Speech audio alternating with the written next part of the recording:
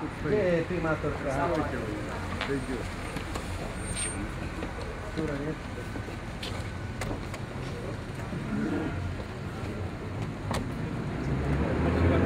Ja by som vás veľmi srdečne že som primátorka mesta.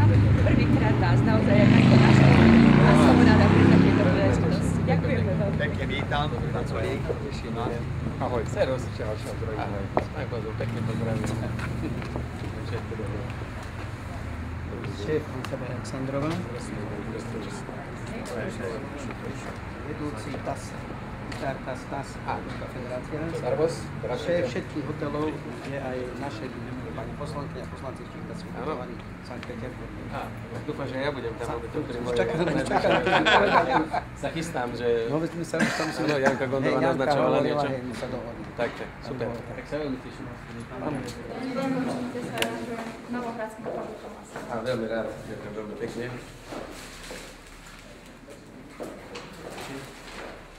Ďakujem pekne. Letel by som za les, pozrieť sa, čo robí. Vráť mi, Bože, vráť mi toho môjho syna.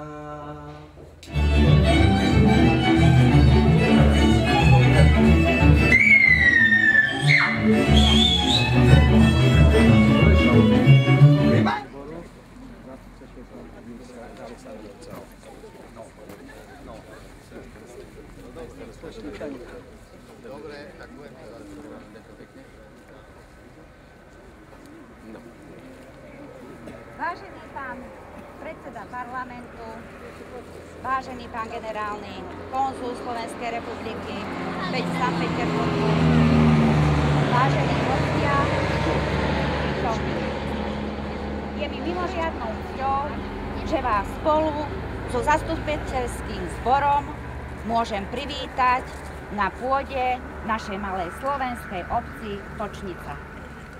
Vaša návšteva nám opätovne pripomína všetkých, ktorí v roku 1945 bojovali za slobodu. Mnohí z nich za ňu zaplatili najcennejším vlastným životom, tak ako aj seržant Fjodor Šerkobiasov, ktorý našiel v našej točnickej zemi miesto svojho trvalého odpočinku. Sme radi, že ste prišli vzdať hold nie len jemu, ale aj všetkým padlým hrdinom. Starosta obce, vedenie obce a občania Točnice z našej dedinky. Cesta jednotka, na môj pohľad. Pozor! Pravo! Tak!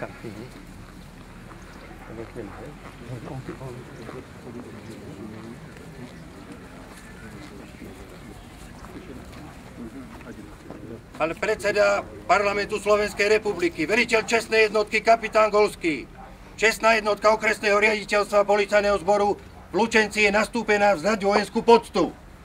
Ďakujem pekne.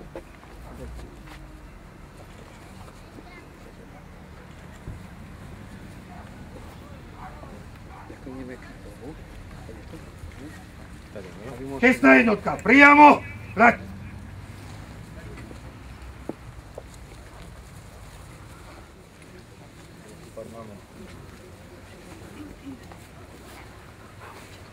Čestná jednotka, čestnej salve, pripraviť! Pán! Pán! Pán! Čestná jednotka, na rameno! Zbraň!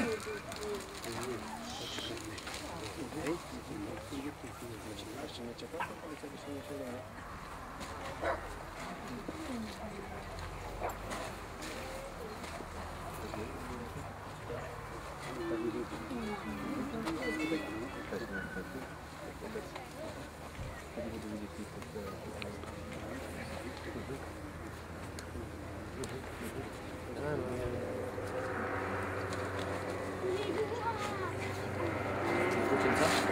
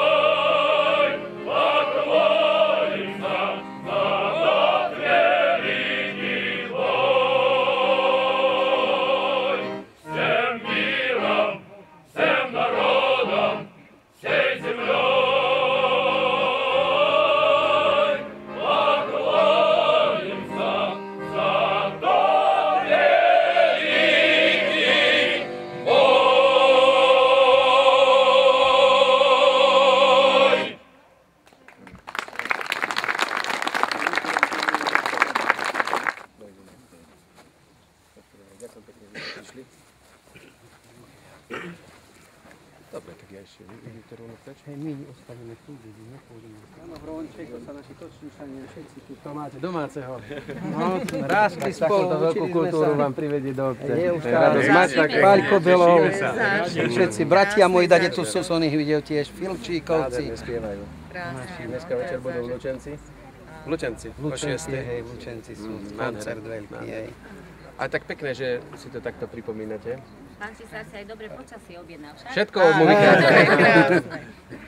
Točničania to vedeli. Dobre sa modli v tom Rusku, toto všetko vybavujú. Vedeli, že predseda parlamentu. Áno. A to je jeden z posledných víkendov, tak si ho treba užiť. Tak ešte naozaj sa veľmi teším, že toľky ste prišli, lebo naozaj si treba pripomínať tieto veci a ten celý rok si pripomíname 70 rokov od skončenia druhej svetovej vojny. A chvála Pánu Bohu, že tu je len jeden ten padlý vojak, lebo to ešte bolo šťastie, že bolo len toľko. Ale vedie, že málo kde je, ale musím povedať takto priamo na cintoríne, ten hrob. To je jediný, tak asi málo kde. Točničania si to aj vážia, točničania sa starajú, rodiny o to, čo si veľmi vážim. Točničania vždy, keď treba, tak sa spoja. A idú spolu, aj cestu nám treba dorobiť. Aj chcú to, aj urnových, aj chceme, aj to nám pomôžeme, aj nájdeme všetko, pomôžeme všetko, čo treba. Právne, tak, pomaličky, nedá sa všetko naraz, ale sa nedá. Čo sa bude dať, tak určite. Postupne. Koľko má dedinka obyvateľov? 372. Vy to musíte vedieť najlepšie. Momentálne máme, áno, 372. A tendencia jaká? Mení sa, alebo stabilne drží, alebo... Drží sa, ale teraz mierne ideme aj hore, mladí ľudia nám prichádzajú, Super. opravujú si domčeky, začínajú stavať, takže sa tešíme, Výborne. že omladne dedina trošku. Super. A Pán potom predseda, do Čirobane sa ide potom ďalej. Krížom ďalej, cez hory. Cez hory. Ale To treba je taká povedať, cesta, taká... ale treba povedať, že táto dedinka Točnica vychovala veľkých ľudí. Bol tu spisovateľ Koloman Banšel, osobný priateľ Pavla Orsága a Hviedoslava. Z tejto dedinky pochádza prvý podpredseda, prvý minister zahraničných vecí Československa, potom prvý podpredseda federálneho zhromaždenia. Potom akademik Ďurko Báči Hraško, bývalý pán minister a viceprezident Svetového pôdoznaleckého fondu. Potom predseda ONV, stade to pochádza, riaditeľka školy a rád významných dobrých ľudí. No ale to už je navždy. To už keď ste boli raz minister, už budete na furt. Keby som mal toľko peniazí ako titulov, pán predseda. To by sa žilo, čo?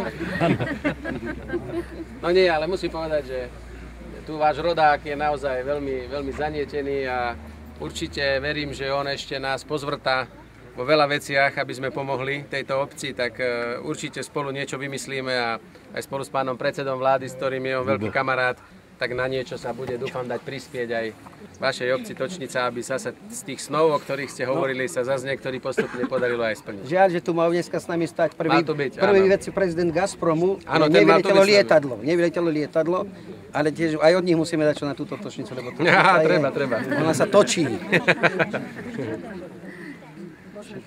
Samozrejme, veľmi rád. Tak ja idem tuto pod Slovensko. Tak, to je jedno. Skore tam nepíšte, že...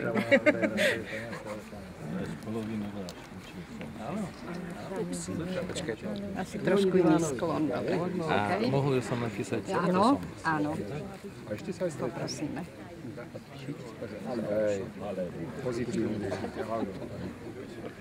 Pekné, že ich aj nahovorí. Nemáme stôl, ale... To nevadí. Musí vedieť, že my sme že to je pekné, to sa teším, že prídu. Dívam sa, aký je jeden taký starší, v strede. Áno, ale ten riadne spieval. Riadne Čak, spieval. som videl Ale to sú asi nie všetci. Nie sú všetci. To nie sú oni všetci, to oni keď sú kompleto, ich je raz toľko, ak nie aj 20. To oni majú takú podľa mňa skupinu, čo je potom do jednoho autobusu, aby sa vedeli pohybovať. Pánovi predsedovi. Predsedovi, áno, lebo to je jeho. Tak poprosíme. No tak musíme vám požičať. Vyskúšame, možno, že... Na Ríškinu skážu, после predsedateľa parlamenta, to, že хочeš byť predsedateľom parlamenta, skážu. No, tak to je také pero. Parlamentské. Lacné. Tak prosím ešte raz, ak by náhodou nepísalo. Ono sa stane, to pero je také. Používam túto fixku, lebo vyzerá ako plniaci. A tak dobre sa mi spíš. Mám priateľa, čo zbiera napríklad, nepíše s nimi, ale na Mont Blanc zbiera.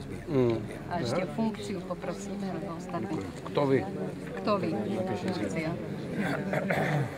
Šéf zboru.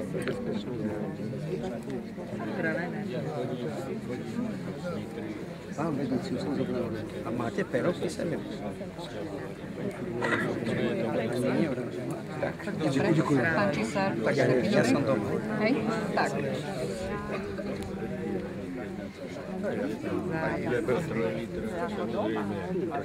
Na to nemal ani v Nemecku, pán profesor Janov vítať. No parádne. No ja si tú súťaž pamätám a ja som aj v niekoľkých ročníkoch sám recitoval a som súťažil v tých školských oblastných mestských kolách, niekde možno až na okres som sa dostal.